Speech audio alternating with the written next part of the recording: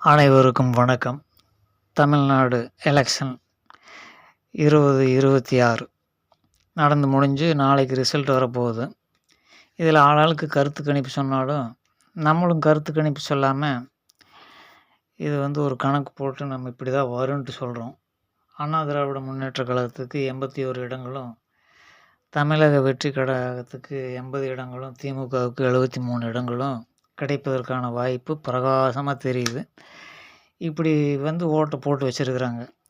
மனநிலையில் பார்த்திங்கன்னா தமிழ்நாட்டுக்குள்ளே ஒவ்வொருத்தருக்கும் ஒவ்வொரு மாதிரி சிந்தனை. கவுட்டியாக வேலை செய்யுதுன்னு சொல்லுவாங்க. அந்த மாதிரி ஆகிப்போச்சு. ஒற்றுமையான ஒரு எண்ணங்கள் அந்த மாதிரி தமிழ்நாட்டுக்குள்ளே என்றைக்குமே உருவாகாது. இப்போ புதுசாக உருவானதில் ஒன்றும் ஆச்சரியம் இல்லை. இப்போ எதுக்கும் கதைக்கு உதவாத பாதிக்கு ஓட்டை போட்டு வச்சுருக்குறாங்க எல்லோரும்.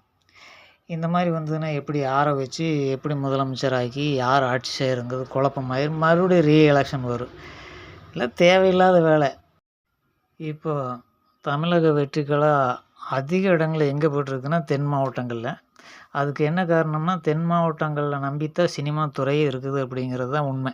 கடந்த 25 வருடங்களாக என்றைக்கு இந்த மதுரை ஸ்லாங்க் திரைப்படங்களில் கொண்டு வந்தாங்களோ அன்னையிலேருந்து மதுரை தென் மாவட்டங்களை நம்பித்தான் திரைப்படங்களே இருக்குது. அப்படிங்கிறதுனால திரைப்பட மாயையில் தென் மாவட்டங்கள் அதிகமாக இருக்கிறதுனால அங்கே விஜய் வெற்றி பெறக்கூடிய வாய்ப்பு அதிகமாக இருக்குது.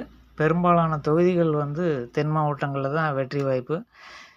அதுக்குண்டான கணக்கு வழக்குகளை எல்லாம் நம்ம ஏற்கனவே பல வீடியோக்களில் கொடுத்துருக்குறோம். அந்த லிங்க்கு கீழே இருக்குது, அதில் பாருங்கள், தெரியும் தெளிவாக.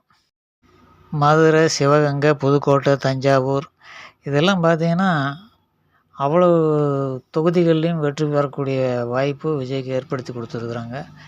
முழுமையாக தென் மாவட்டங்கள் தான் காரணம் விஜயனுடைய இந்த வெற்றிக்கு அப்படிங்கிறத ரிசல்ட் நாளைக்கு வரும். வந்த பிறகு நீங்களே தெரிஞ்சுக்குவீங்க.